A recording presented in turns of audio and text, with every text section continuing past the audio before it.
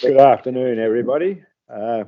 Welcome to the December meeting of the Snowy Valleys Council. The last meeting of this calendar year. I'll commence the meeting with the acknowledgement of country. Snowy Valleys Council proudly acknowledge the traditional owners and custodians of this land and water, and pay our respects to the elders past and present. Live streaming of this meeting. This meeting is live streamed on Council's website to allow the community to follow Council debates and decisions. Members of the public participating in the meeting agree to have their images, voice, and personal information, including names and addresses, recorded and publicly broadcast. Snowy Valleys Council does not accept liability for any defamatory remarks or inappropriate comments that are made during the course of the meeting. A part of the meeting that is held in closed session will not be live streamed. Councillors are reminded of the oath of affirmation of office they made under section 233A of the Local Government Act 1993 and the obligation under Council's Code of Conduct to disclose and appropriately manage conflicts of interest. Please ensure that mobile phones and other electronic devices are turned off or are in silent mode for the duration of the meeting, and no recording of voice or images is permitted. In the event of an emergency, please evacuate the building using the nearest exit and follow the instructions given by the wardens. Do not use the lift. If participating in a meeting from an alternative venue, please enact the evacuation plan for that location if required.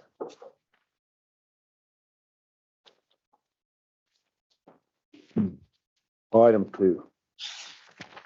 Leave, apologies, leave or absence and remote attendance. I don't believe we have any. Is that correct? Item 3 is the declaration of pecuniary interest. Any pecuniary interest?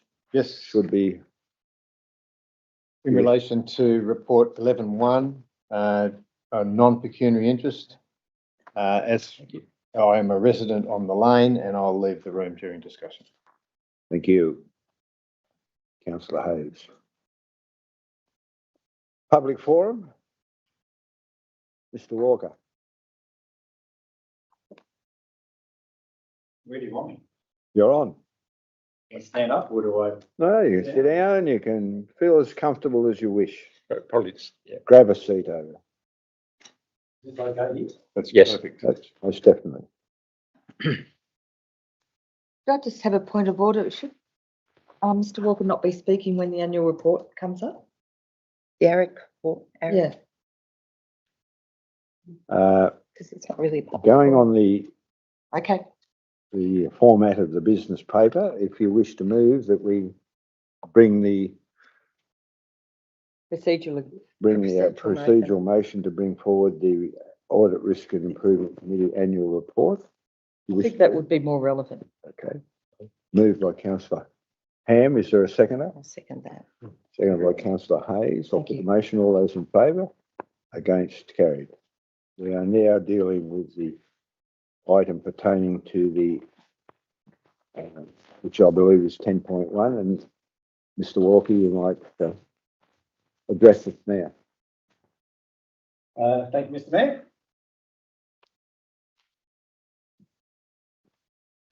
We need to Okay, so it gives me a pleasure as the current chair, the Snowy Valleys Council, to present our annual report on the activities and achievements of the Direct Committee.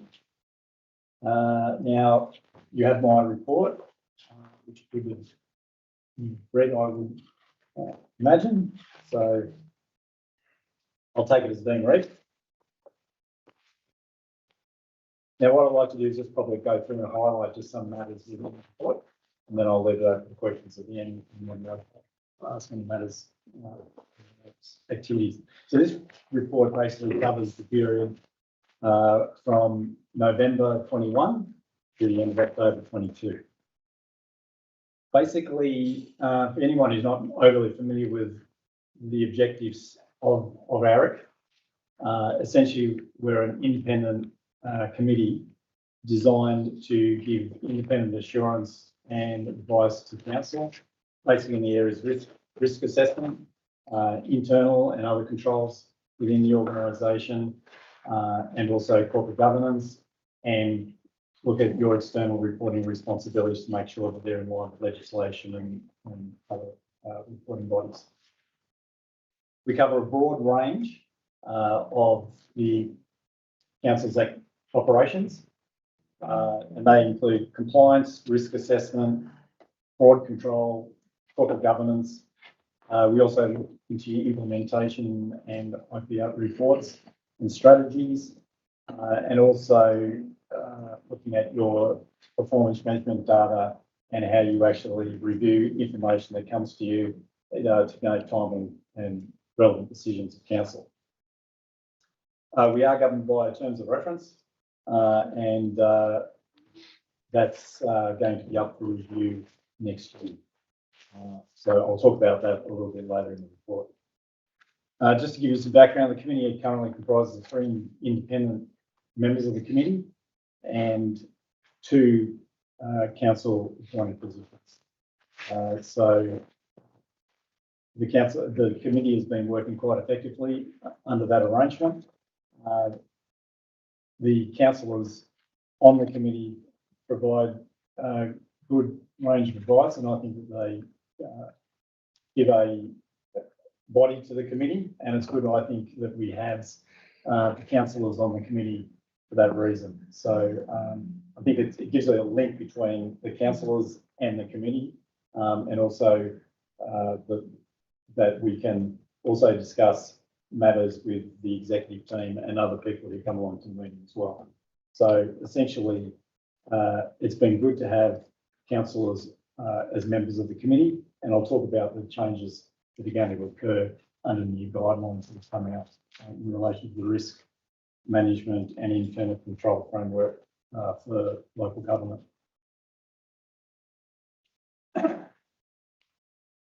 Right, okay, so basically the committee considers and adopts a lot of the reports that come through to us. Every quarter we tend to review a set of documents that are regular within our work plan. The regular reports that we receive are the verbal general manager's confidential report, an audit matrix report. This report is the report that where the internal audit and external audit recommendations that come out of those processes through the management letters and other recommendations from the internal auditors, they basically go onto the audit matrix, and they are dealt with, and then we look at those as a committee. We ensure that those recommendations by the internal and external auditors are being addressed. They're being implemented where we find there's a higher risk and that needs to be addressed by council. So we ensure that those matters are being addressed, that those controls are being put in place, and we follow those through to implementation within the council. Steve, can I just ask you, refer to the verbal GM report? So the general manager doesn't give you a written report or anything, it's just a verbal confidential report. Correct. And that's usually done at the beginning of the meeting. So there's just a verbal confidential report. Nothing in It writing. gives us, nothing's in writing, it gives the committee an opportunity to ask questions, and also the GM gives us a briefing on any contentious matters that we don't want to be put in writing. We also have the ARIC action report. These are matters that come out of the meeting that we want to be addressed. So they're actions that are initiated by ARIC that we vote on, and they go onto an action report, and then council staff usually address those and then either disseminate that through emails or address the next meeting, quarterly meeting. We also receive the quarterly safety, risk and quality committee update. that's a very important committee of council within the organisation. And then we basically get a summary and a review of those outcomes of what happened there. We tend to look at just the high risk areas, and we also look at work health and safety, what's going on with incident reports, etc., legal matters that are brought to council's attention and that they're dealing with. So we really look at mostly the high level risk areas and reviewing council's quality control measures within the organisation. We also look at and receive a major project status report, and then we've mainly been looking there at high risk projects. So when I say high risk project, high risk doesn't necessarily mean that it is at risk. It just means it's been identified that there are a lot of risks surrounding that project. So therefore, it could be the size of the budget, etc., and the complexity of that project. So those projects are looked at more closely, and we want the details surrounding the risks that are reported, emerging risks for those projects, the budget, whether it's on track, etc. Now, we were looking at high risk projects, but in probably the last 12 months, things have slipped back a little bit in relation to mainly looking at risk type projects. But we're now going back to a reporting where we actually do want to see the high risk projects, not just the projects at risk. So we're going to monitor that a little bit more closely. And also there's the quarterly integrated planning and reporting documents from council. So we really don't get into too much of that. That's really operational matters of council. But we do like to know how council's tracking towards its operational plan, its integrated planning and reporting documents. So what your plans are and how you're tracking. We would like to be able to see probably a little bit more behind that, just in terms of budget. And I'll talk about, like, are you on track in terms of financial aspects of meeting? Are we achieving the projects that we've nominated? Yeah. Yeah. We did receive a number of reports produced by the executive where emerging risks have been identified and have been addressed, and a report presented to Eric. And those matters during the year included industrial advice relation to COVID, the special variation, rates variation, which really centred around the matters if the rates variation did not go ahead and there was issues there, and what the risks to council were. And what decisions would need to be made in relation to that. So we received a report on the implications and risks around the special rate variation submission. There's also the cyber incident confidential report, though. And also, we also look at legal matters that come up that may provide a significant risk to council. In relation to the external and internal accounting responsibility, we basically, in relation to the audit, we received a management report at the conclusion of the external audit on the financial report. We examine and have a special meeting during the year when the draft financials are prepared prior to going to audit. And we have a review and have our, mainly to ensure that the accounting standards are being addressed, and there's not going to be any particular surprises as a result of that, and that they're on track to meet their financial reporting timetable. We also received reports from various public bodies. A lot of these reports are coming from, say, the Office of Local Government, the Auditor General's Office, etc. A lot of these we just receive and we just note those. Some things that come in, maybe policy announcements and that, or circulars that go to council that are relevant to ARIC, we'll just make sure that council is then addressing those policy changes and procedures that need to be done, and that's on their agenda to update.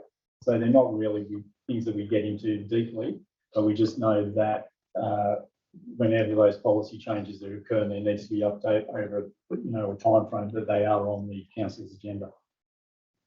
In terms of internal audit, this is probably one of our major areas that ARIC review and have responsibility for. Essentially, ARIC is an independent committee, and when it comes to the internal audit, that's what we oversee. Internal audit is an independent branch of risk management council, and it's part of the overall risk management framework of council, and it has its own risk management or charter of internal audit charter. Basically, we plan. We have an audit. We have a work plan in relation to internal audit. Currently, there is 2 internal audits conducted each year. The internal auditors appointed for council are the National Audit Group, and they were just recently appointed for a further 2-year term, and they're in the business of now basically cementing in and scheduling the 2 internal audits that are planned for next year. They are going to be asset management and management accounting and financial reporting controls.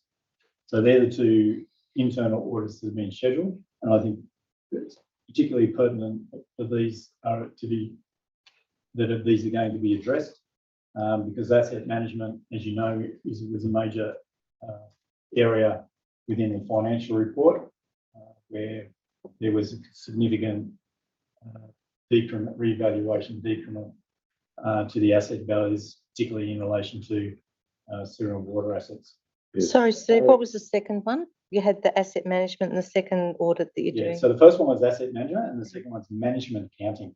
Okay. Does And council financial actually reporting. have an asset management plan? Sorry, Does council actually have an asset management plan? that will come out of the internal audit of asset management, I would suspect. That I've made some notes following the last ARIC meeting in relation to that.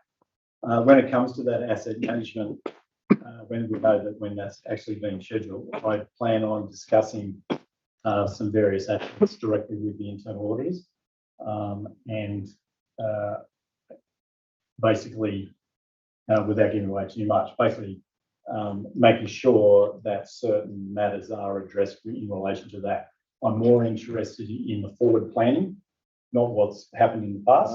I think what you need to do, and the advice that will probably flow out of this from ARIC, will be about things like asset management plans, 30-year plans. What is the reporting? What about fees and charges? What has come out of this revaluation that really needs to be addressed in terms of, So it doesn't happen again. so it doesn't happen again.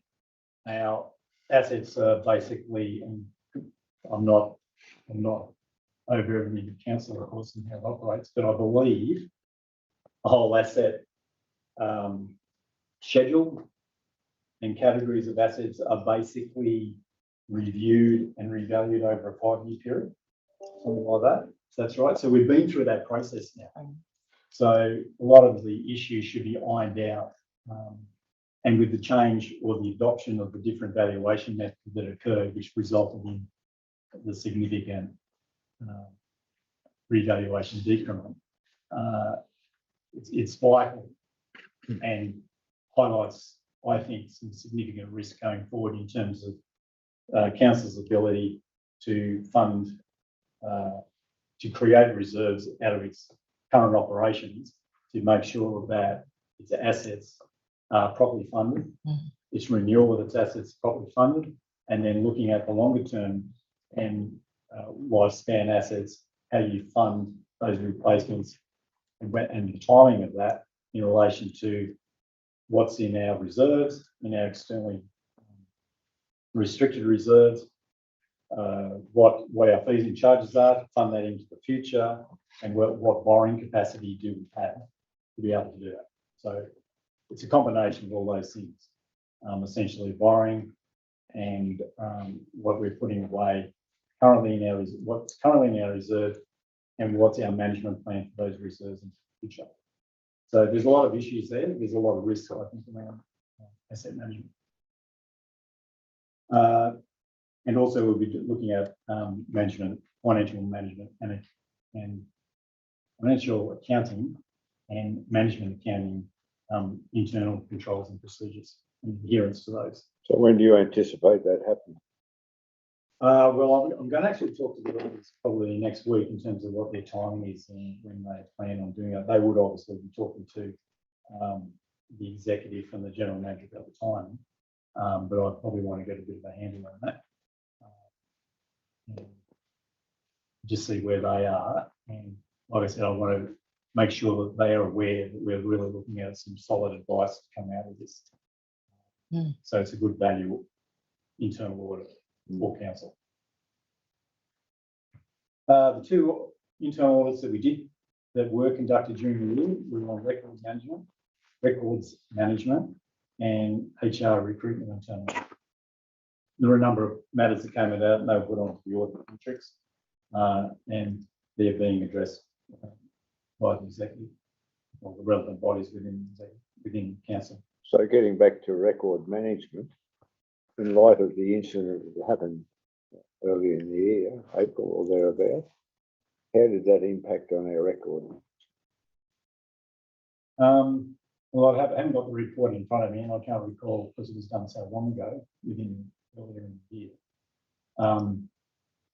But you know, there was data loss, and I think it set back in particular areas. Obviously, a loss of data, and it goes back to that area of basically cyber security and protecting our data. Protecting That's right. the data.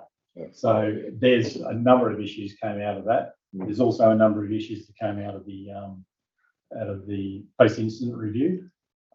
So you've also got all of those sort of matters from the external audit, which have been trying to get council to address certain matters in relation to cyber security, and have been on the audit matrix for a number of years. For a number of years, yeah. So it could have been probably a lot worse than what it ended up being, but it's now come to a point where Something has to be done. Okay. So instead of putting them off, but there are within council, you know, there currently is subcontracted out the IT security areas, I believe, can't think of who they are, but it's also making sure that they're fulfilling their role under the contract.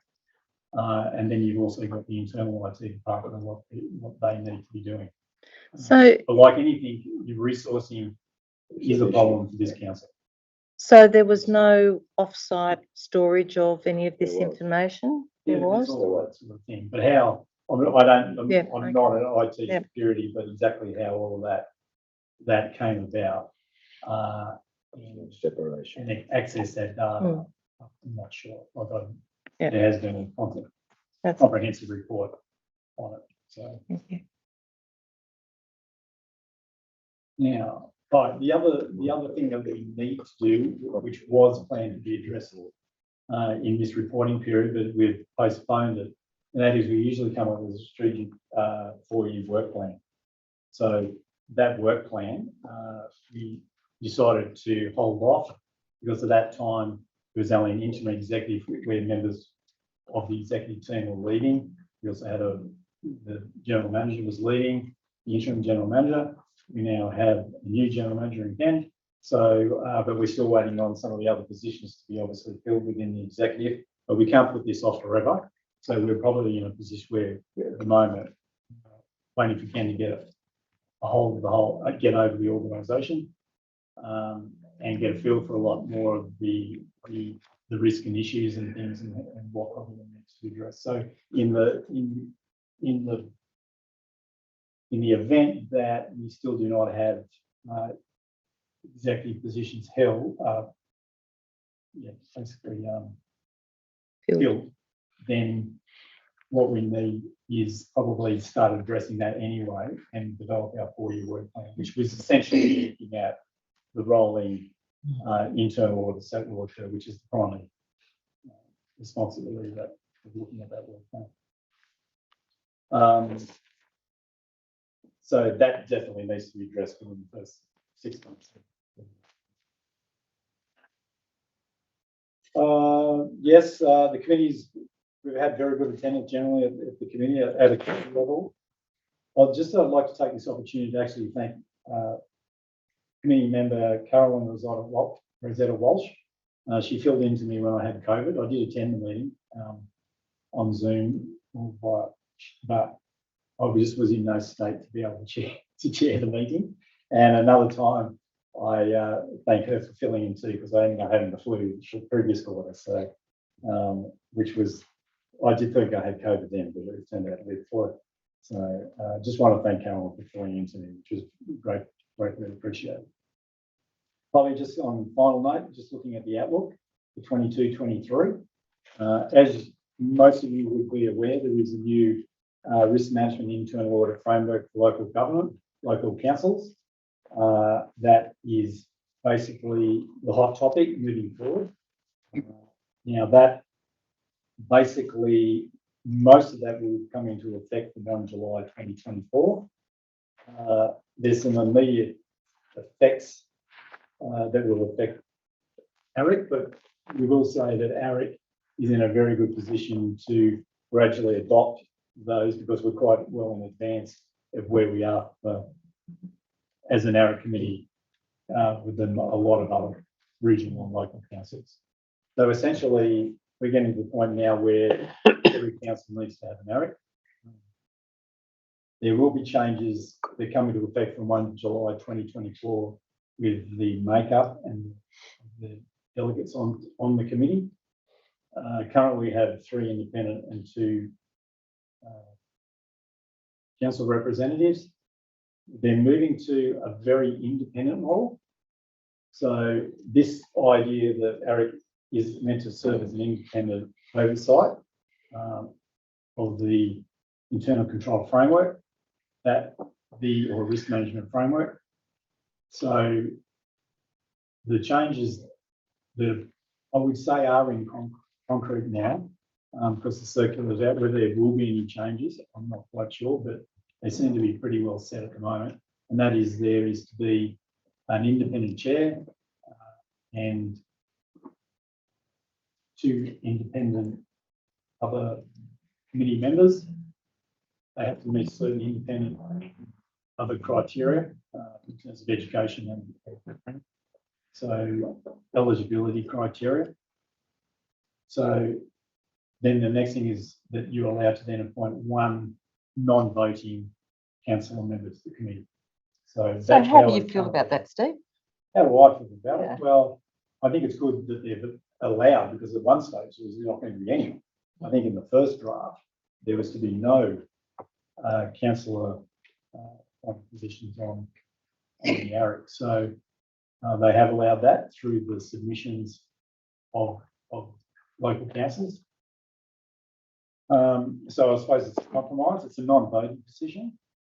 It can mean that there's less people on the ARIC. So hopefully there's no issues with having a. I think generally you would want council representatives on the ARIC. This one, I think they bring value to the committee. I think having the general manager also at ARIC is valuable.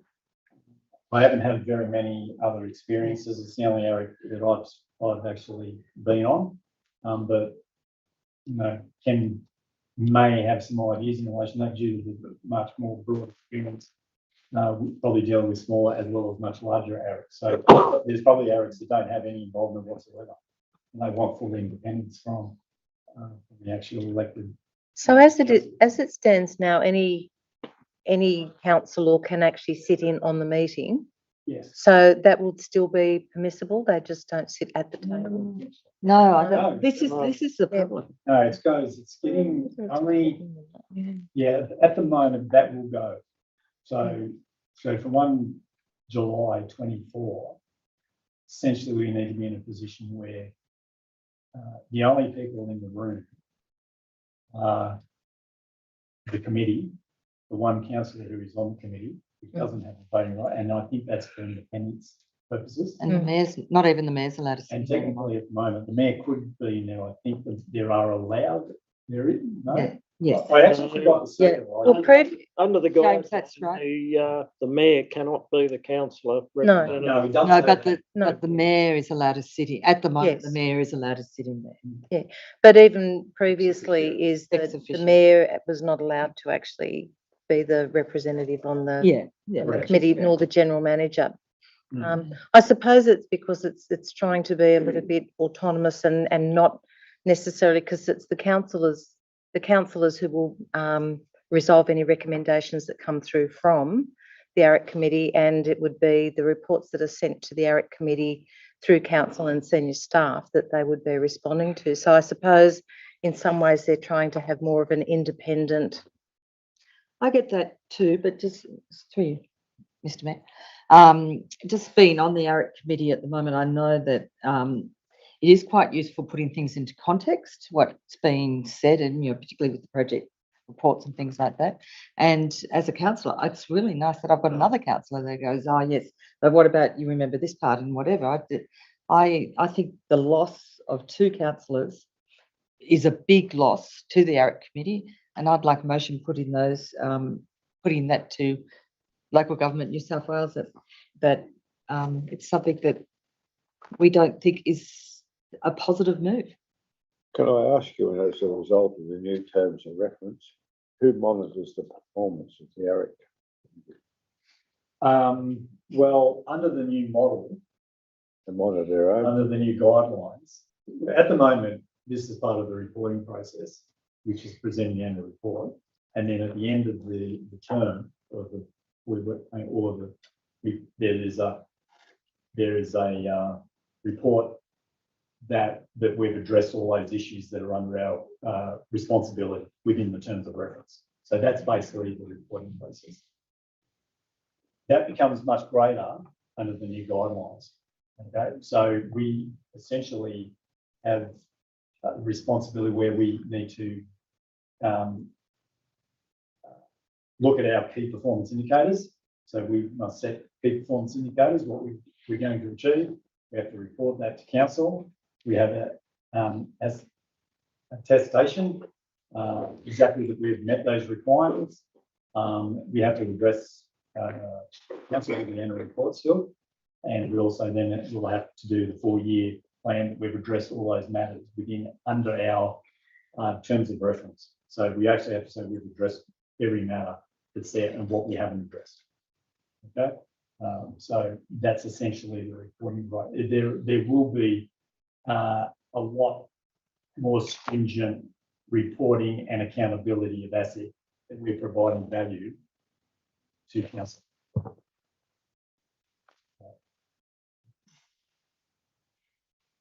So who appoints the members to the ARIC committee?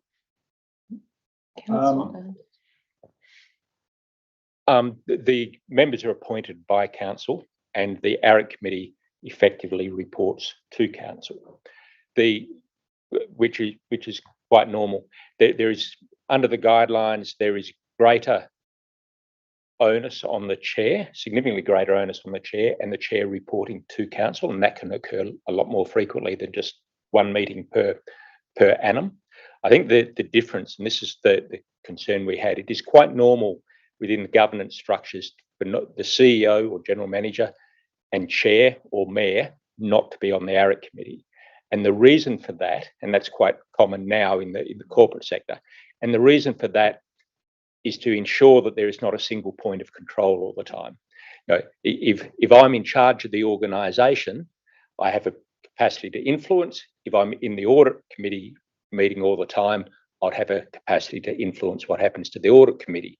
So the whole governance structure around audit committees, and the reason why neither the mayor or chair or GM are on the committee, which aligns with what happens in the corporate world, is to ensure that there's not a single point of control all the time or influence.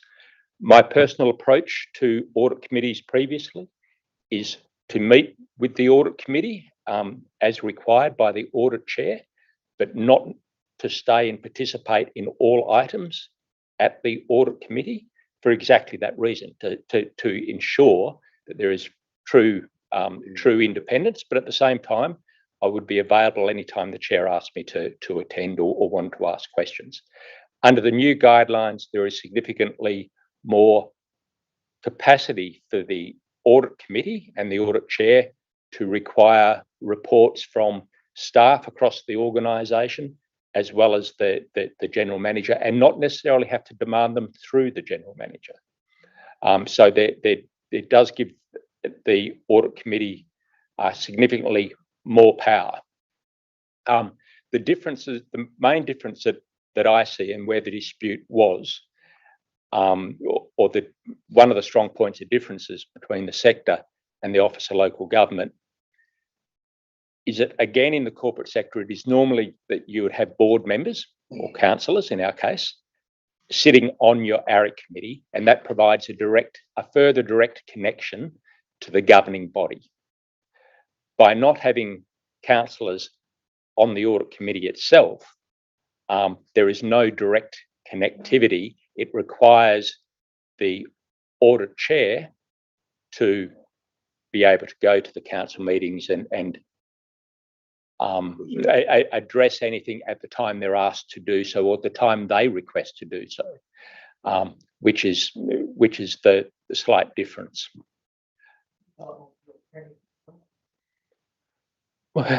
Arguably, but it's certainly more independent. If you look at the role of an elected council or elected governing body in a corporate sense, to monitor the overall activities of the organisation, whilst not being directly involved in the operations, but to provide that oversight, is my personal view that not having members of the governing body actually sitting on ARIC detracts from your capacity to actually achieve that, to do that monitoring role. But that's my personal view. It was a view put very strongly by the industry to the Office of Local Government. But the Office of Local Government, as the Chair of ARIC has just mentioned, made a slight compromise by allowing one, but that was as far as they were willing to go. I think, through you, Mr. Mayor, I think the other interesting point is that if the eligibility for members is also going to be elevated, then what it's doing is it's ensuring that those people on the ARIC committee have the high qualifications in order to be addressing with them, to understand fully the reports and the information that they're being given. And that's where I think we as councillors sometimes need to have the trust that people who have the qualifications to do the job can actually present it in such a way that it supports us in our decision making. That's my personal opinion on it. So. Mr. Mayor, if I may, perhaps I could also say to council that there is a journey to implement the current guidelines that the Office of Local Government has in place. As the chair of ARIC has just stated, we're actually a long way down that road. We're well in advance of many other local governments. We have fully functioning ARIC committee with independent members as well as councils, who are a long way down that road. But there will need to be further reports to council about how we go about implementing between now and the end of June 2024, and potentially beyond, depending on the final matters issued by the Office of Local Government. So I think at the time that we report back to council and address it is the time we should really provide any further responses to the Office of Local Government and consider how we're going to put the guidelines in place, whereas today is primarily a report on the last 12 months. Anything else you want to contribute, Stephen? No, that was it. Are there any Thanks, questions that anybody wishes to ask? No, but I'll move the report. The report's been moved by Councillor Thompson. Is there a second? Councillor Ivor, any debate? If not, I'll put the motion. All those in favour? Against? Carried. Thank you very much, Steve, for the presentation. We'll be watching the ARIC with great interest. It's made it a lot more. That's right. That's right. We'd like some real good pointers on how we should better improve our business, to be quite honest. Thank you. Mr Mayor, I'll move that we resume to the order of business. Thank you very much. Is there a seconder? Moved by Councillor Thompson, seconded by Councillor Hand. We'll put the motion. All those against? Carried. We'll deal with item 10.1. May I have we adopted the minutes? Oh, my apologies. I've jumped the gun there. That's unusual. Notice, sorry, there's no notice of motion. We moved the, The minutes. No, Mr Mayor, sorry, something my on apologies. item 9 There is I've a got. notice of motion. Haven't moved Councillor the Hayes? minutes. Item 9, I'll get something for Yeah, that. open business. Notice of motion, correspondence, no correspondence, notice of motion, item 7.1. So, Business arising. point of order. Oh, sorry. Yeah, we haven't done the minutes from the previous. Confirmation of the minutes, item 5, my apologies. And Mr Mayor, just as our council adopts the minutes, I've just confirmed that there has been a slight amendment, just noticing that in a question on notice from Councillor Livermore, there was a reference to In item, what was it's in item 10.5 of the quarterly budget review. Yeah, there was a reference to which should have been to Glen Estate, and it was incorrectly reported to Snowview, and that has been corrected. Thank you. Right, any other business arising from the minutes? Will someone move? Moved by Councillor Hughes, seconded by Councillor Ham. Any further issues? If not, I'll put the motion. All those in favour? Against? Carried. No correspondence. Notice of motion 7.1. Is there a mover? It has been moved and seconded now, I believe. Amendment. Moved and seconded by Brent. Sorry, You moving it with an amendment or an Yes. addition? you wish to propose an amendment? Yes, please.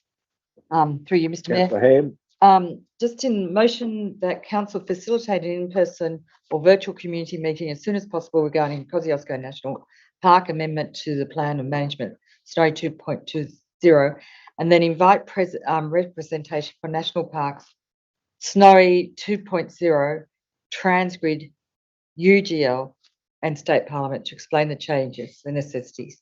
So the amendments are Snowy 2.0, Transgrid, and UGL. Key stakeholders? No? And any other key stakeholders as we see fit. Thank you. Yeah. is there a seconder happy with that? Yeah, I am, Mr. Very Chair, good. Mr Mayor. Any debate? Could I just speak on that motion first? Most definitely. Um, Councillor Ham, I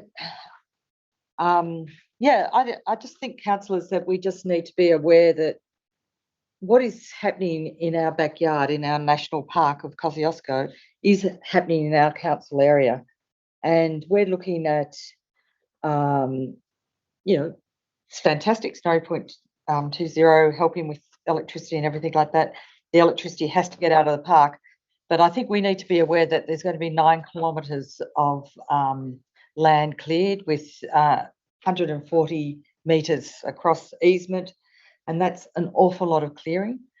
And I would like a way that the whole community is really aware of this before this actually starts, because it is going to be carnage clearing. massive track. Yeah, this massive truck. And I have spoken to people from national parks and from Snowy Hydro, And there is good rationale to what they're doing. However, we need to ask the questions, can it go underground? Can it use existing infrastructure? If not, why not? And there are lots of questions that people are wanting to ask. And we really haven't had a really good community consultation to tell us what is going to happen, what is the impact, and do the people in the city know what is happening in this beautiful national park already and what more is going to happen to provide them with electricity. Councillor Lara? Yeah, look, I also think that there needs to be some further questions asked about what's going on in relation to the whole project. I've come to the conclusion that this is probably one of the greatest white elephants in the last 100 years, this Snowy Hydro 2.0 project. I mean, I was all for it, but when I see what's gone on the other side of this mountain and the promises that were made to deliver economic improvement and viability on this side, it's just fallen flat. And Snowy Hydro have been less than, I'd say, helpful to our community. I mean, they've done everything over the other side and bugger all here. I continually hear anecdotes from tradesmen saying that the project has a lot of unsafe practices, and a lot of people are saying that about what goes on up there. We've now got a situation where the former CEO is now apparently being employed by the Premier to advise on projects. I mean, none of this is at arm's length. I mean, the whole thing needs to be looked at. We need to be requesting FOIs about what's going on here before they start destroying the national park and everything else. If I could You close say something, debate. and thank you, because it You want to reminded go me into also. committee? Oh, Before she closes debate, That's why I'm asking if you want to go into committee. going into committee would be a very good Close choice. the debate. Sorry? Then we go I into move we go committee, into please. committee. Move? Yep. Second? The motion, all those, Councillor Armour and Councillor Hughes, I'll put the motion, all those in favour. The armour and the hand mixed up. Right, now, whoever wants to speak can speak freely. James. yeah, look, Councillor Hayes? this is just the start. This is just 8 kilometres or 9 kilometres, and yet it's got to go right across, other vegetated areas and farmland and the likes. So this is just the start, and it probably shows a mistake in the first place in that deciding to put the substation at Maragol rather than maybe on the other side. They're locked in, and now we've got the consequences. And I don't think it should be up to this community to bear the majority of those consequences, because here we are, a small community with the potential to have towers right through our area, more towers than most other local government areas, because we are the hub. This is where the power's got to come back to, and it's got to go from. So, the potential's there for more. We can't miss seeing that.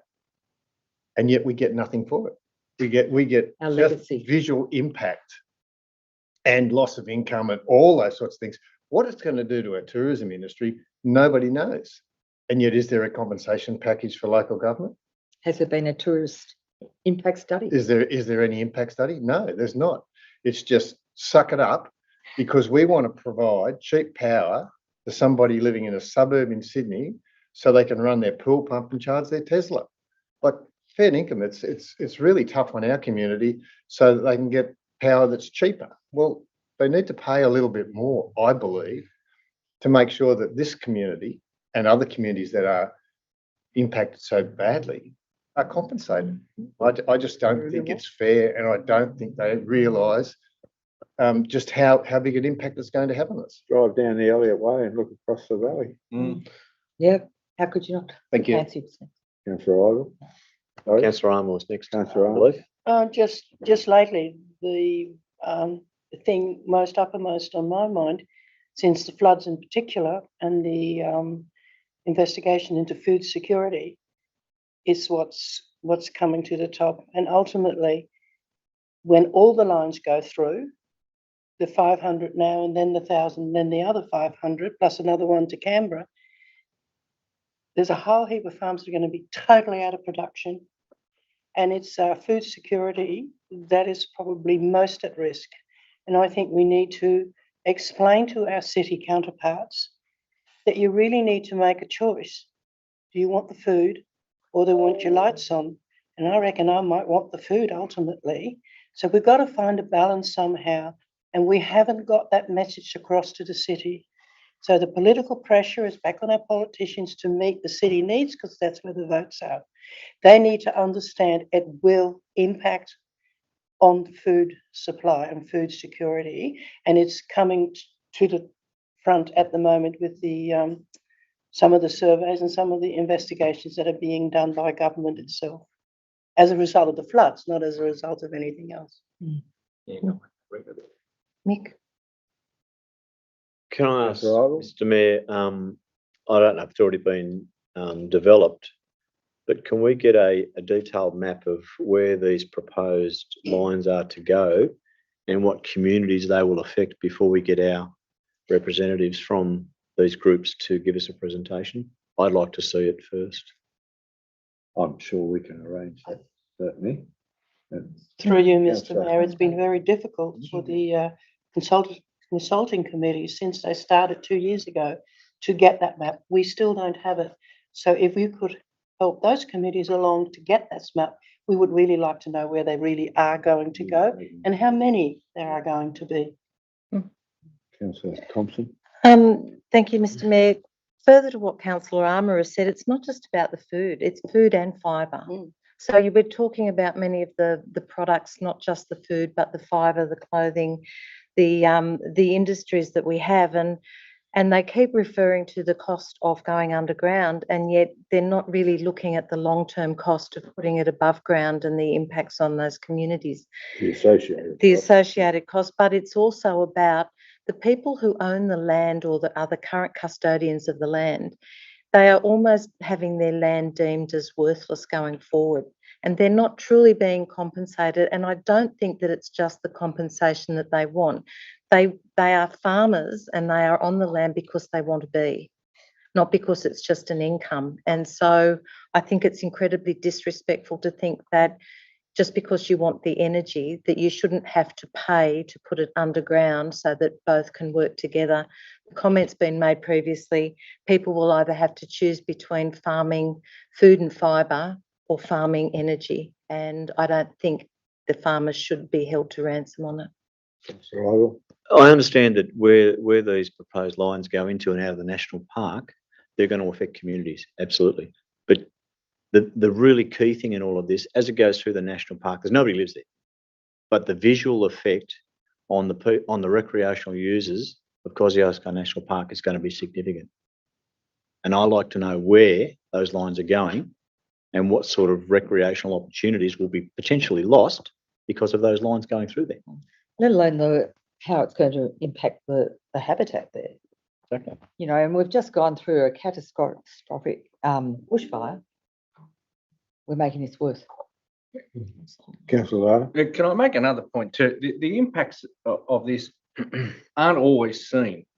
And I'll give you another example. I understand that Snowy Hydro has funded highway patrol positions to the New South Wales government in order to make sure that some of this stuff goes up and down the highway safely.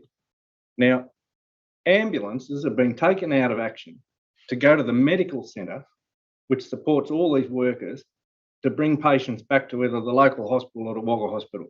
So that means that the ambulance in this community isn't here for hours at a time because of all this additional resourcing required. Now, people wouldn't know that. There's been no additional ambulance resources put on to support that project. Just one impact. And I'll tell you, if you're waiting at home, having a heart attack or a stroke, and it was up the top there, you would be pretty upset. So If you were to survive, that is. If following on that point, and Councillor Hayes as well, is where's the legacy? Like, this is huge impact to our community in so many ways. And at this stage, I have to agree that it doesn't look like we're getting a legacy from this at all. Unfortunately, the legacy is negative. It's a spider web of That's right. transmission lines. Yep. It's Councillor Hughes? It's adding to the problems of having overhead transmission lines going through national parks is obviously the during a bushfire event, aircraft have a hard time getting to a site which is surrounded by power lines like that. They're also very vulnerable to fire as well. They get shut down pretty quickly if they've got fire on them, and they all have to be stress tested after a fire to see if the metal's worth the gumption after it as well. So it's a very vulnerable concept to put power lines of that magnitude through the national park, considering you're supposed to be charging capital cities with this sort of stuff. It's not, I mean, all these things should be a way of strength enough to say, change your mind. I think the notice of motion is highlighting the fact that there's been no consultation. They may well think that they've gone down the path of consultation, but the reality is it's pretty superficial. In other words, sorry, Councillor. Well, if I may, Mr. Mayor, look, and I note all the comments, and I totally agree with the impacts of this whole project's going to have potentially on food and fibre production and fire safety. I guess going back specifically in relation to the motion, it's probably primarily dealing with the impacts within the national park and why there's been these changes allowed. If any one of us here at the table today went into the national park with a chainsaw and cut a tree down, we'd be put in jail pretty quickly. So, and coming back to the discussions about lack of consultation, there needs to be some pretty good consultation about this, of why have they changed the plan of management to allow this to happen? Because this will be devastation within the national park, which, as I say, previously you couldn't touch a leaf in there or you were in big trouble. And this really, the consultation really needs to be getting out to the people in the city that are the beneficiaries of this so-called cheap power. So I guess it really needs to be this get it out there to all, not just the locals, because we can't be just preaching to the converted. This has got to get through to the people in the city, and they need to get up and make a noise about this. And how do we do that? By telling them their power prices are going to go up if they're not going to want it. They're not going to want the clearing. They're not. They want cheap power. Yes. And this delivers them cheap. But they also do not want Kosciuszko National Park to be devastated. I think it's cheap, but it's also If I may, look, and this comes back to the issue about proper consultation with all people, right. And the people in the city are stakeholders, as you rightly say. They want cheap power. They've been promised by cheap power by all sides of politics. I don't know that they're going to get cheap power, even with this. However, they really need to know, because at the moment they're not making a decision. We'd prefer to have cheap power and let the national park get devastated, because they don't know about the devastation in the national park. All they're thinking about is the potential for cheap power. So they need to know exactly what their cheap power is going to cost. I've got a rather outlandish sort of suggestion here. There must be daily updates of the satellite pictures of Kosciuszko National Park. It'd be interesting to see, looking down at that Lob's Hole exercise, as to what it really looks like. I don't know. Does council have an ability to identify a source of that imagery? I think if you asked Snowy 2.0, they'd be able to provide that, because I'm sure they're documenting the changes that are going on down in that Tantangro Lob's Hole. The MPWS would be well aware of it. Oh, they are acutely aware. They've got project officers that are assigned to that project only. That's all they do. Yeah, it's like our visitation there the other day was quite revealing, to be quite honest. Mm.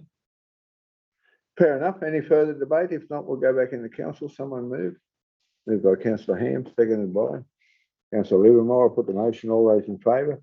Against? Carried. Is there any summing up to be done with regard to the motion? We'll just, councillors, this is our council area. This is happening in our patch, and we need to make everyone aware of what is going to be happening. Nothing's happened, or things have happened already. We just need to say how much more is about to happen. Thank you. If there's no further discussion, I'll put the motion. All those in favour? Against? Carried. Unanimous. Look, there's no formal mayoral minute, but I would just like to make a few comments. First of all, I'm very appreciative of the time and effort that councillors have put in over the years. It's been a hard period of time.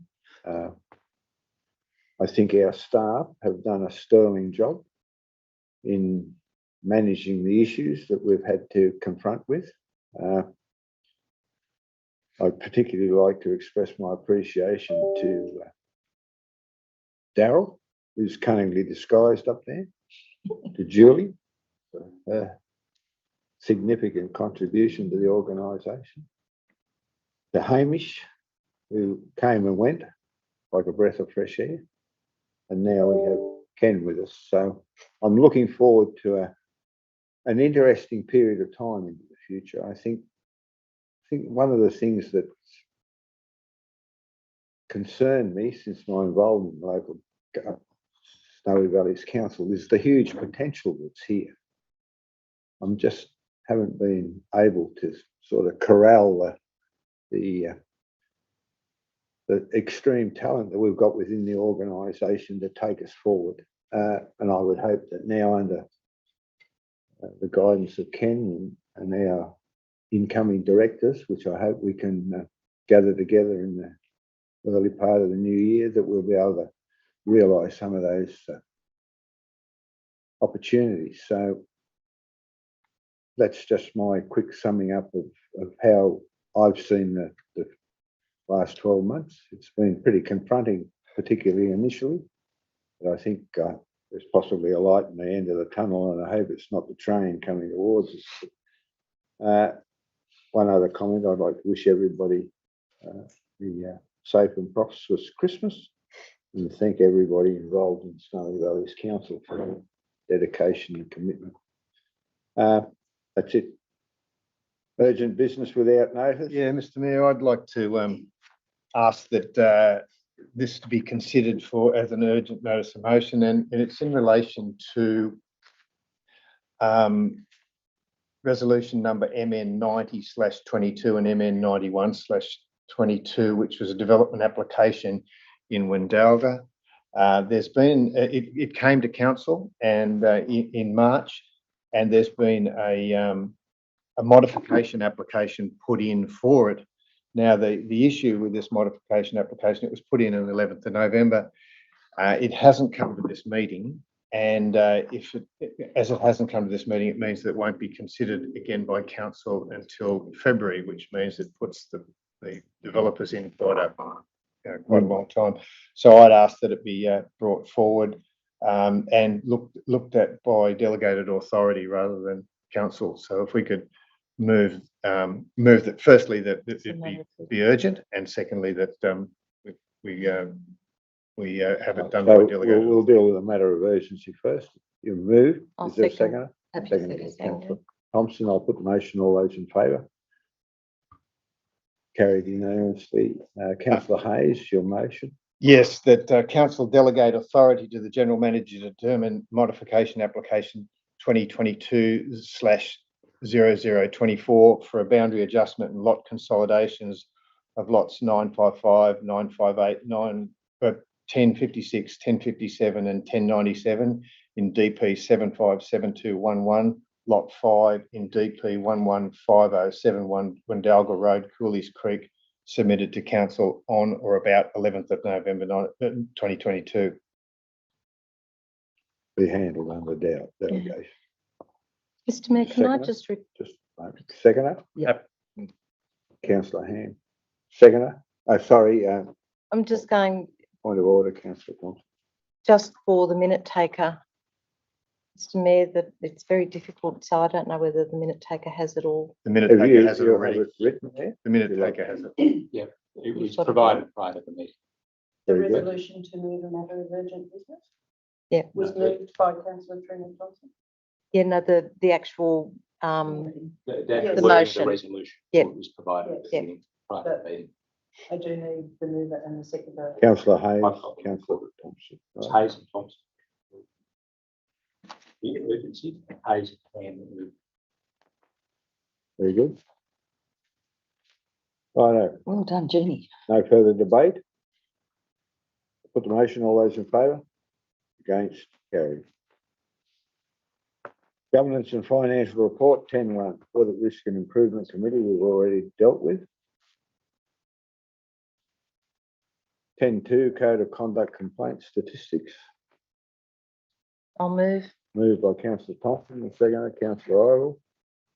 Any debate? Even at 4,700, it's not a good outcome, but never mind.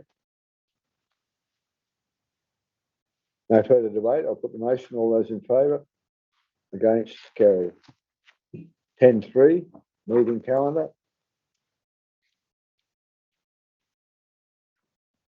Mover, Councillor Ham, seconder, Councillor Larda. Any debate? Any comment? If not, I'll put the motion. All those in favour? Against? Carried. 10.4, statement of investments. Mover. Oh. Bargy, yeah. Councillor Ivel, seconded by Councillor Ham. There you go. RG and Bargy. Any comments regarding the, Rock and roll. huh? Sorry. I'm being bombarded from all sides here. Only if I may. Councillor Mayor, Livermore. I just noticed, given that we're in a bit of a period at the moment where interest rates are going up, I just noticed on some of these investments, the interest rate is still fairly low, less than 1% on a couple of them. So I'm just wondering as to what period they may be ready for maturity and It doesn't whether have a there's any maturity plan date. afoot to maybe relocate those into the higher interest achieving account. Yeah, the lower interest rates were for investments that were invested just prior to this interest rate cycle increase, so from April 2022 and previous. In the fourth column from the right is the maturity dates. So a lot of those aren't maturing until into 2023. They're invested for 12 months or more at the time. Yeah. Or 22. Yeah. Look, if I can just make a flippant comment, would it be possible for the Snowy Valleys Council organisation to provide A4 magnifiers?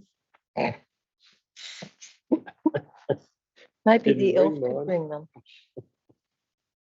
Any further comments? Just, Mr. Mayor, if you use Yes, your sir. iPad, you can Sorry? use it on your iPad. Well, thank you, Colin. Appreciate We'll your show you how to tuition. play it. I'm here to help. I could do that, but you know, I'm torn between two places. Righto, if there's no further discussion, I'll put the motion. All those in favour? Against? Carried. Item 11.1, management report, road naming Adelong, proposed name. Mr. Mayor. Thank you, Councillor Hayes.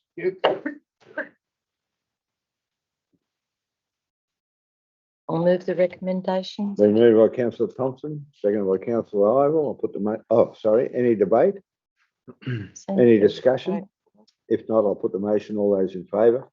Against? Carried. Item 11.2, someone might call him back. I hope he hasn't gone far.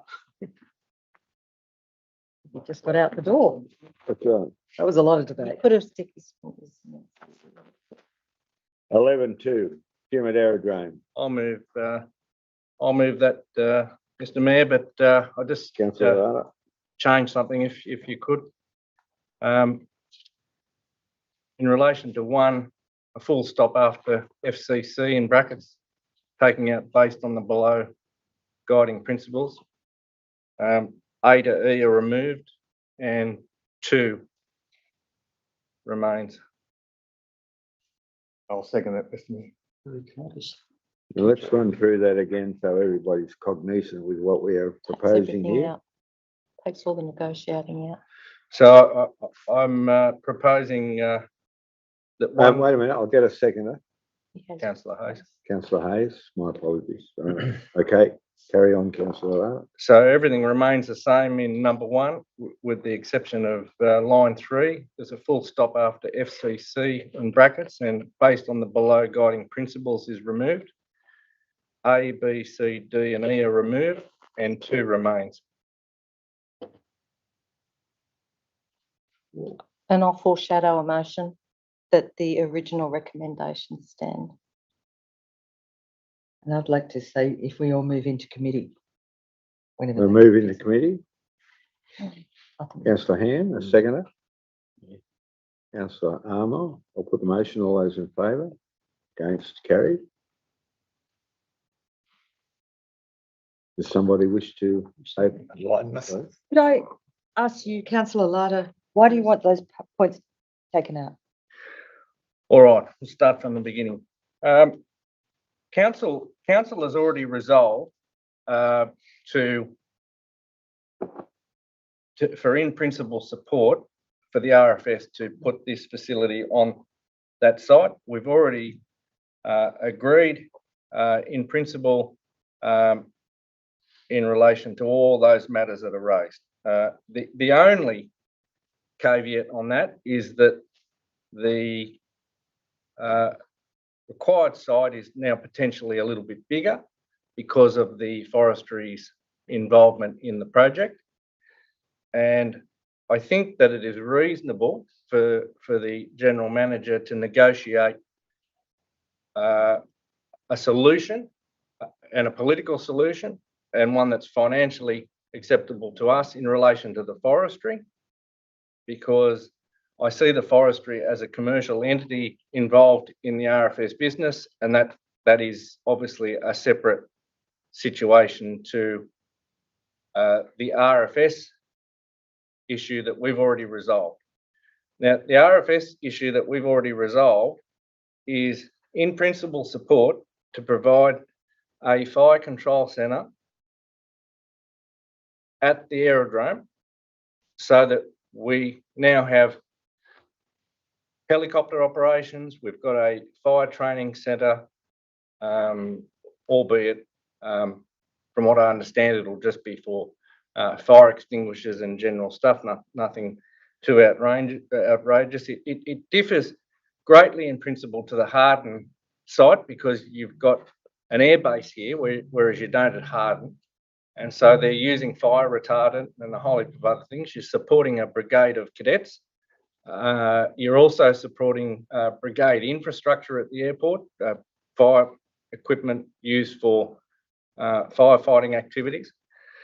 There is going to be great economic and social benefit from this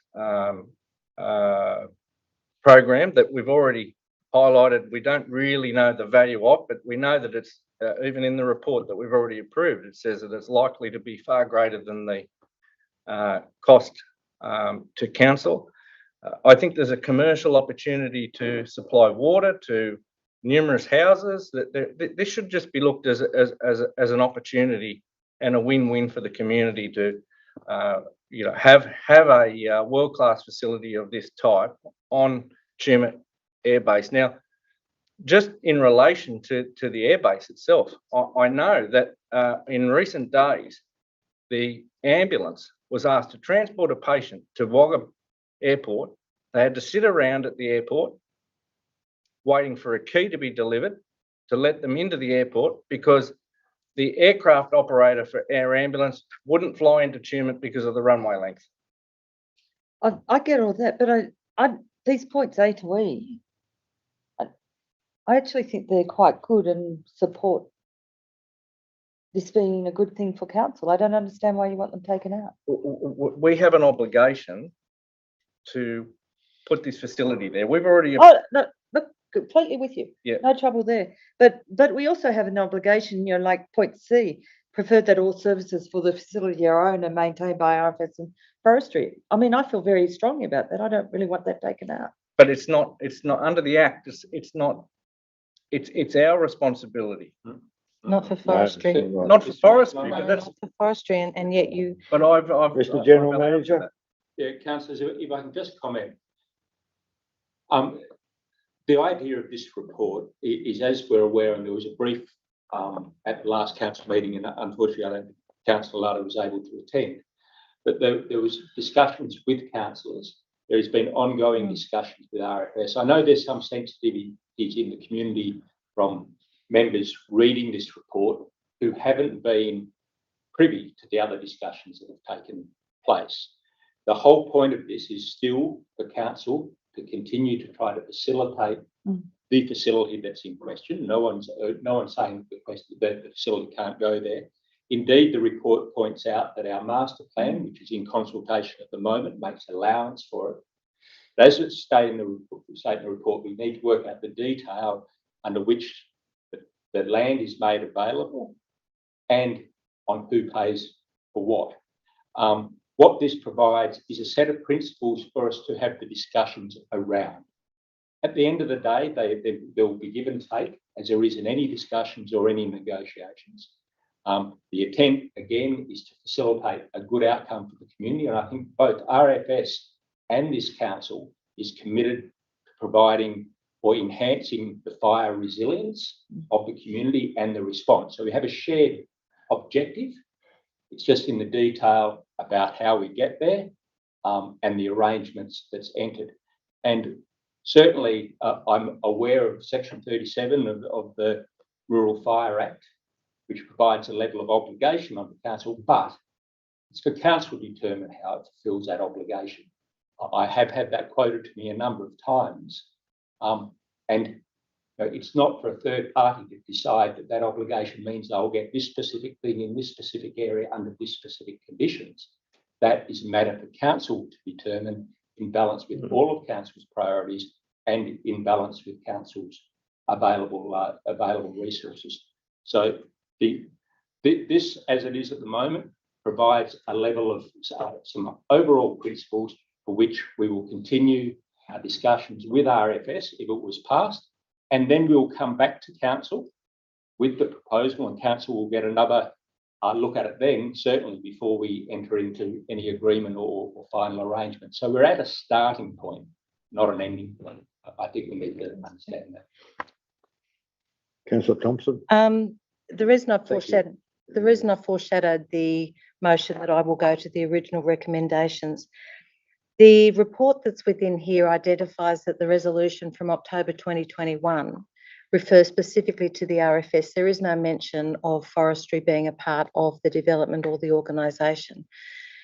We have spent the last 12 months identifying some financial constraints and issues, and I really do believe that it's irresponsible for us as a council not to have all of the information in order for us to be able to move forward and make this a reality.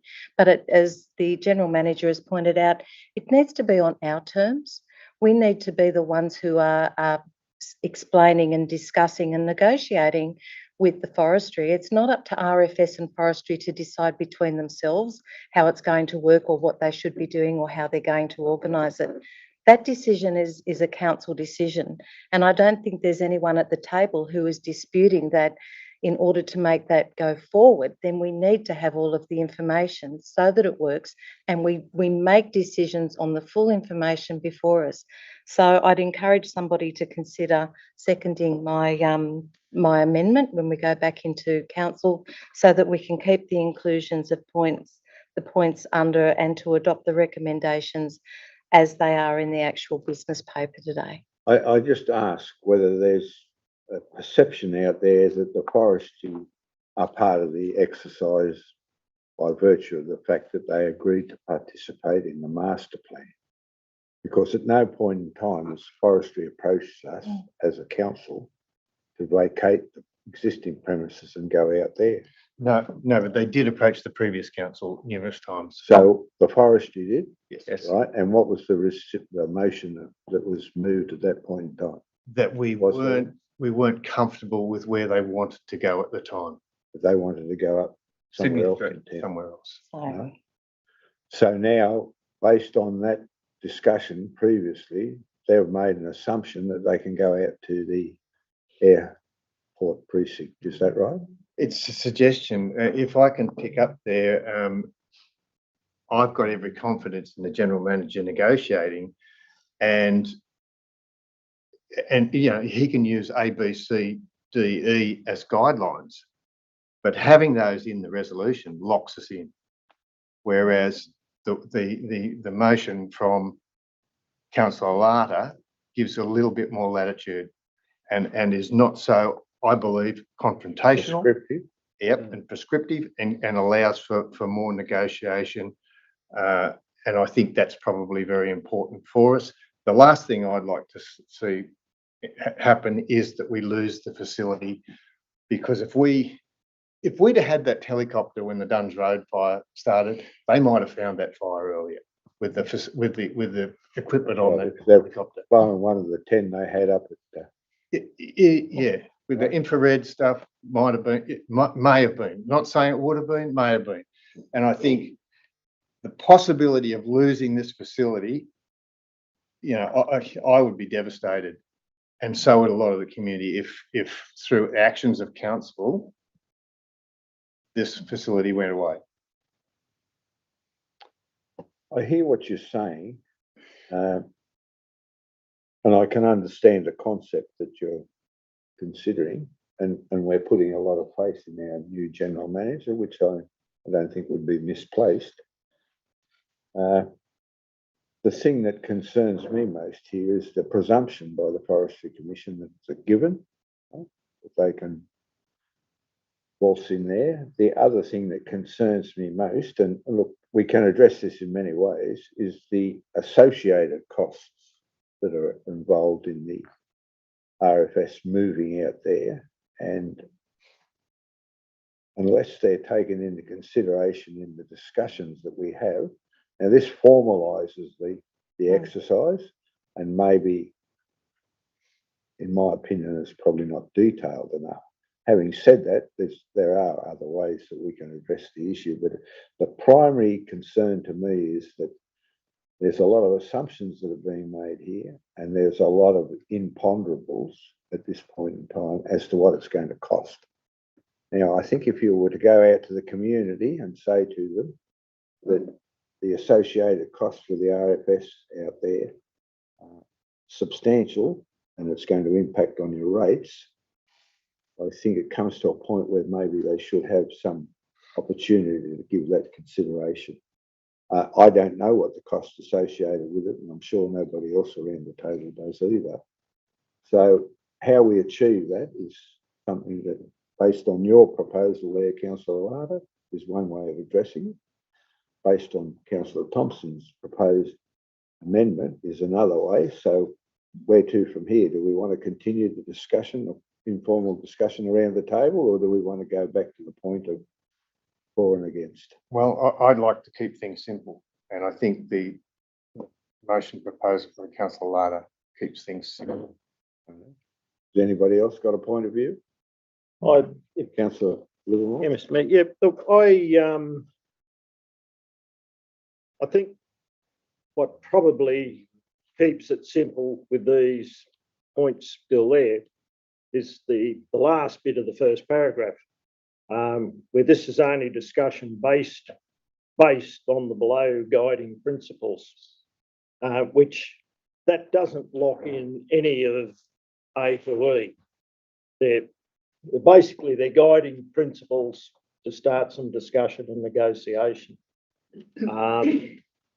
And I think probably from the general manager's point of view too, it gives him a bit more of a roadmap of the things to follow. And yeah, look, there's stuff in there that's important, and no one's saying it shouldn't go out there, but there really have to be some parameters about who's going to bear the cost of this. Because I know they're talking, I think in the report it was talking about 7 to 9 million, and I think we're all in the real world. We know there's no way it's going to come in for that sort of money. And if council's going to be putting in all the servicing and so on, we're going to start talking about an awful lot of money that the ratepayers are going to have to put into this. So I'd be quite happy to see it stay as in the report in terms of the recommendation. And as I say, I mean, to me, that doesn't lock anything in. This is just guiding principles for the discussion start. Any further discussion? Can I just make a couple more points? Look, I think some of this stuff in the report's not accurate as well. I mean, to say on the noise that the community's been complaining about the noise, who in the community I know of one person that's complained about noise at the airport committee. That's it, one. I mean, the reality is you can't compare 27 blocks. All those people will have a helicopter or a plane or whatever. You can't compare noise on the basis of one helicopter that won't be used that often. It's realistically there for emergencies. I mean, to come up with an argument that noise at an airport is going to be an impact is absolutely ridiculous. I mean, if you want to live at an airport, crikey, you've got to expect that you're going to have noise. I mean, it's like people living on the back of train lines complaining. There'd be more impact from the rescue helicopter landing up at the hospital on a daily basis or weekly basis, as it sometimes happens. I mean, that's where you'll get noise. I mean, nobody's complaining about the rescue helicopter landing at the hospital because they realise that it's a necessary function at 2 o'clock in the morning to rescue people's lives, same as this will be. I mean, it's just ridiculous. Now, the other thing that's in there, it talks about the capability of the airport for flooding. Now, we just went through an absolute torrent of water. And I don't know of one time since 2012 that airport's been cut off. And even in 2012, when we had a greater than a 1 in 100 year flood, it was only cut off for 24 hours. And probably more because of the culverts and issues on the other side there. No, things that could probably be fixed up. So, I mean, to say that this whole fire control centre thing is an issue being put out there because of that is absolute nonsense. So I don't know where any of that's coming from. But look, the reality is we've given in principle support to the RFS. It has changed a little bit in relation to the forestry. I think we need to be sending the RFS a very clear-cut message that this community supports everything that they're trying to do at that airport in relation to the fire provision and capability, and having some prescriptive measure there that puts them off, because I'm fully aware, and the political situation that Wagga and other places are champing at the bit to rip this money away from us. And anyone that doesn't think that that's a possibility is kidding themselves. We are really, really at risk of this whole project being defunded and sent elsewhere because we're stuffing around. I'd just like to Councillor comment. Sorry, on Councillor Ivell. My apologies. Councillor Councillor Ivell. Just to support the two things that John said, that's farcical talking about noise at the airport. It's one person out there that's got an objection to it. They bought near an airport. They've been there for a long time. That's just one person's opinion. Secondly, the point that John made about flooding, floods are managed from Tumut. They're not managed from the Rural Fire Service Fire Control Centre. They can have an aviation support system out there that can talk to the folks in here. You don't need to have access to that. It's a fire control centre. It's not a flood control centre. No, sorry, it's not. It's not the way emergency management works. And secondly, the way I see this, there's 2 points. We can either put some protections in place with the original wording that is in this document, or we can strip that out and make it a little bit simpler. I don't really care. I just want the fire control centre organised.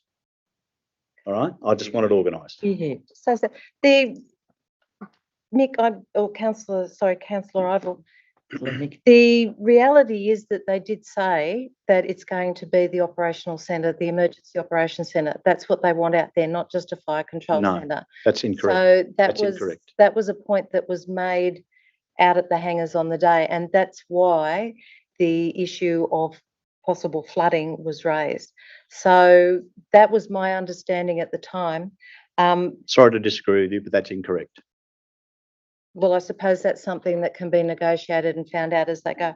The concern that If I can just say, certainly that needs to be clarified, but it's my understanding that they're talking about the emergency centre out there as well. It's a fire control centre. No, they want the emergency centre out there. Well, that's So that is- changing the scope of what we're discussing. Exactly. Absolutely. That's Exactly. the problem. And That's this is, it. Can That's I- the problem. can I just say that this is why I think it's important that we at least include this, because the RFS fits into what is happening within an airport or an aerodrome model. Once we start putting forestry out there and we're changing it into either an industrial or a commercial area, then we're also changing the parameters around the airport. This is why we want to achieve the outcome, but we don't want to do it ad hoc. We want to understand the decisions that we're making and the impact, which is why, in my personal opinion, I'm hoping that someone will second my amendment to actually go with and to include those points, because as was pointed out, it's based on guiding principles. It's not the be all and end all of everything to be discussed. So And I Well, would, just a moment, I'm not sure that we need to do that. I'd like to- But we've, we do, because we've well, got, just a minute. Do we want to go out of, No, I Really? haven't, I've had been trying Sorry? to say something. I would like to say something. yeah, go for your life. I'm just asking the question. If you don't want to go out of committee, not- you let me not know. quite yet. Okay, Not which quite you yet. have, Yeah. go for your life. Okay, just in number one, I will notice that it does say fire control centre. So, you know, that's what the recommendation says. I'd like to go down to D and talk about that, where council be reimbursed for income potential for the land and consideration be made for reimbursement for missed opportunities. Missed opportunities is pretty obvious in there, but income potential, we've had an air park sitting on the books for nearly 20 years and it's just stagnated. It's never gone anywhere. So, you know, it's not really income potential for something that just hasn't flown, let's say, for a long time. Hasn't flown, No, did you say? no. But I will point that, you know, I don't want this to be a missed opportunity. Very good. Councillor Can Ivor. I just put it on record? I'm really disappointed that this document is now calling it the Tumut Emergency Operations Centre. It was never called that in the beginning. It was called the Fire Control Centre. is too. So when has this been adopted that it becomes this all things to all people at the airport? It hasn't, Sorry. Councillor Ivel. It's a fire control Sorry. centre. I You're don't- 100% right. The Emergency Operations Centre is a delegation of the local emergency management committee under the Rescue Act. It's got nothing to do with any of this. It's right. complete nonsense. It's absolute rubbish. The state emergency service can run their operations wherever they want in a flood, and they do. They run it out of the building that is provided to them down there. The local emergency management centre is run out of this council building, That's correct. and this is where it's delegated to be. Correct. It's not being moved to the airports. It's complete nonsense. So that needs to be taken out of the document. It's It's not ridiculous. correct. People just don't know what they're talking about. Does that change Looking at the recommendation? recommendation, can you show me where that's mentioned in the Not recommendation? in the It's It's in not. the report. It's in the That's report. right. It's The not report in the needs to report. be So the report needs to be updated. updated That's right. to reflect that. No. Excuse Yeah. me, Mr Mayor, but the report as written is our understanding now. Obviously, this is something that needs to be clarified. There's strong views as to whether it does or doesn't include the emergency centre. But from the discussions I've had, one of the proposals includes having it as an emergency management centre. Now, again, these are guiding principles. Have the discussion so we can clarify. So we can clarify it. Certainly, it had been put to me as one of the proposals for it to include the emergency management centre and to be able to conduct the emergency management centre from this building. We need to get the terminology right. It's an EOC, not an EOC. Yeah. It may well, It may The well be local the emergency EOC and fire. the local emergency Absolutely. management committee may well determine to move the emergency operations centre out there and have this building as a default, but they haven't done that. That is not something that's been arranged or spoken about. This building remains the focal point for operations in an emergency to support the combat agencies. So the fire control centre is what's proposed in this document, and you know we can't have documents that are written that are incorrect, and that's what's happened here. And I don't mean to offend anyone, but I mean, to say the community is complaining about noise, where are the community complaining about noise? Where's the supporting evidence for that? I mean, there's one person has made a complaint at the aerodrome committee meeting. That's it. I mean, so if you read this document, it looks like the whole community doesn't want it out there because they think the values of their homes are going to drop through the floor out there. I mean, it's just completely ridiculous. Right, is there any further discussion in the committee? If there's not, I'll move we go back into moved council. by Councillor Thompson, second by Councillor Ham. The motion, all those in favour? Against? Carried. So I'd like to move the amendment that we adopt the original recommendations in the Well, report. Correct me if I've got a point of order wrong here, but as far as I'm concerned, the amendment is the motion, right? That's proposed by Councillor Larder and seconded by Councillor No, Hayes. because they didn't, it was never, the original was never moved. Oh, well, they just moved that with that amendment. Is that correct? That's correct. Right, so they moved this recommendation with those amendments.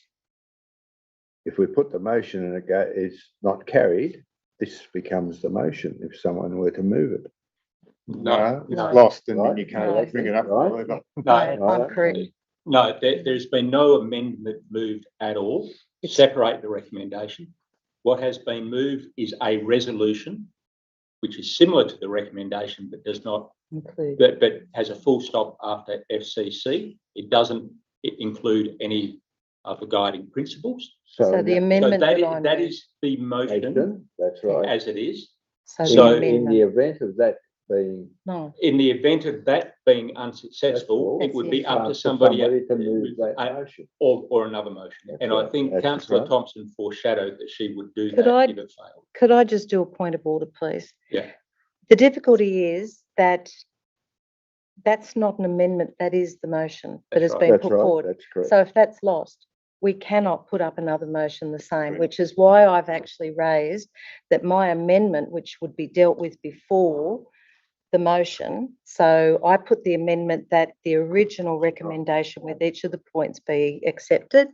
And if that's seconded, that becomes the motion. And it's a matter for the mayor to determine as to whether that is a valid amendment or whether that is so far different to the motion as moved by Councillor Larder as to not be an amendment. Well, So that's a matter for the mayor. Correct my interpretation, Hmm. but I believe that Councillor Larder and Councillor Hayes have moved a motion or a motion Yep. that, You stop it there. right? So assuming that the motion is lost, We there's can't. nothing stopping someone from moving it. Yes, Absolutely correct. Right, Totally well, that's the way I see it. So you can either move your amendment, which Right. is just to include the whole lot as it is, right? which is Or you simple. can wait until the outcome of the, the existing motion and then move. So, I'd choose to it's move the getting a little amendment so that it confusing, does, but- yeah, I'd prefer to move the amendment so righto, that the you move your existing amendment, Councillor recommendations Thompson, stand. feel free. Is there a seconder? Yeah, happy to second. Councillor Ham, I'll speak to the, amendment? yeah. The reason that I think it's important that we at least have the guiding principles is that the original resolution of the council specifically just related to the RFS. The discussion that we had while in committee already identifies that there are so many anomalies in what people are understanding is actually possible or what has been discussed. And I think in order for us to absolutely get this right and progress it forward, we need to be able to delegate to the general manager and the staff to actually work in conjunction and negotiate with both RFS and forestry. It's not forestry's place to assume that they have the right to just piggyback onto something else because they've had a chat in the tea room or wherever they've had it. I think the fact that there seems to be a misunderstanding, and I was of the opinion that Kyle Stewart at the original, or when this council met with them out at the airport, actually referred to it as as being an operational centre during emergencies. So that's the first time that I was aware of it, which is why I was then concerned in relation to the flooding. So from my perspective, I think that the guiding principles based around this at least give our staff a starting point, but it also means that the negotiation with RFS is with council and not just with RFS. Forestry Commission. Sorry, with Forestry Commission. Forestry you're right. Commission, yeah, Right, with is the not RFS. just with RFS. Right, any other? I'll speak against it, mainly because what I proposed covers off on common sense prevailing.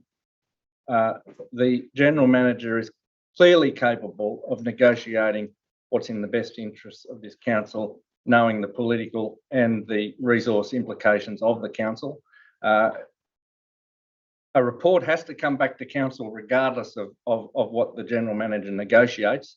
So it is essentially no different. What we're doing here, in my opinion, is putting up a roadblock, is putting up a handbrake, and it's locking us into conditions that may or may not be achievable in relation to these negotiations. And I think it sends a very, very, very disingenuous message to the community and to the RFS about what the priorities of this council are. And the priority has to be to ensure that number one, that we do everything in our remit to make sure that we keep our community safe.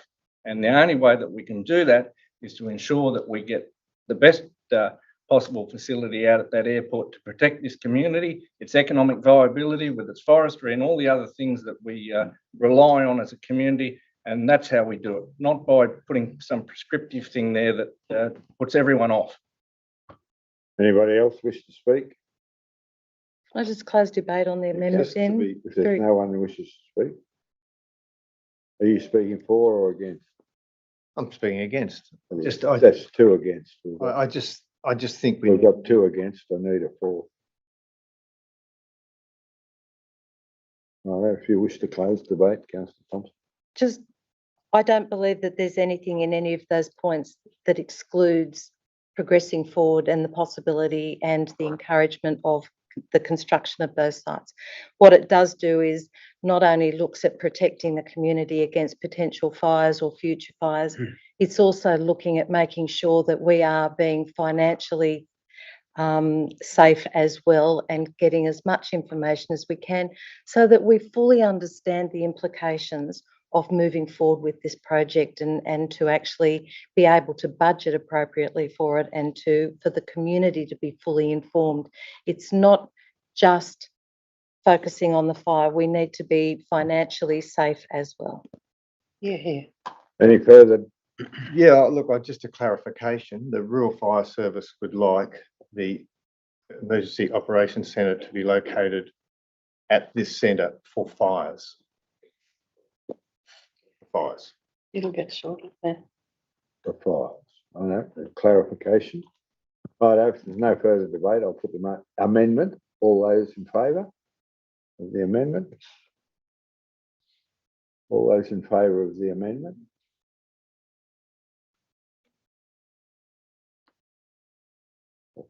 Declare the meeting amendment carried. And that's the motion. Now it becomes the motion. All those in favour indicate. All those against? Carried. Righto.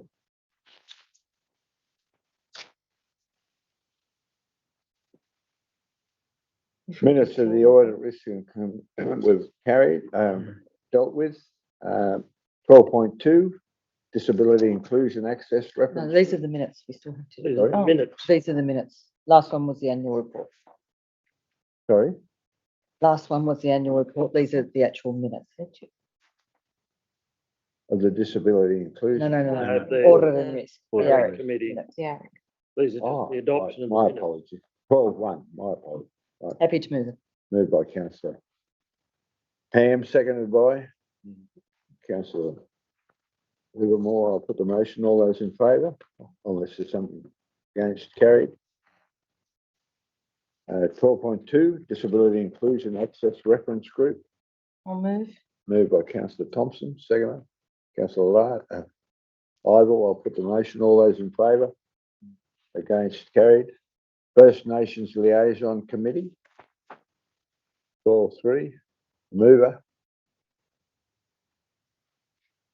Councillor Hughes, the seconder. Councillor Ham, I'll put the motion. All those in favour? Against? Carried. And 4.4, Turmeric Reserve. Is there a mover? Yeah, Councillor Livermore, seconded by Councillor Ham. Any debate? If not, I'll put it. All those in favour? Against? Carried. We'll now move into the confidential part where councillors participate in a meeting remotely by an audio-visual link. They continue to be obliged to protect any confidential information considered at the meeting. When meetings are closed to the public under Section 10A of the Local Government Act 1993, councillors should ensure that they participate in the meeting in a location where it cannot be seen or heard by anyone else. Item 13. I'll move that we One. go into confidential. Oh, sorry, my apologies. Councillor Thompson, is there a seconder? Yes. Councillor Hughes, I'll put the motion. All those in favour? Against? Carried. And then we'll have to wait till it goes dead.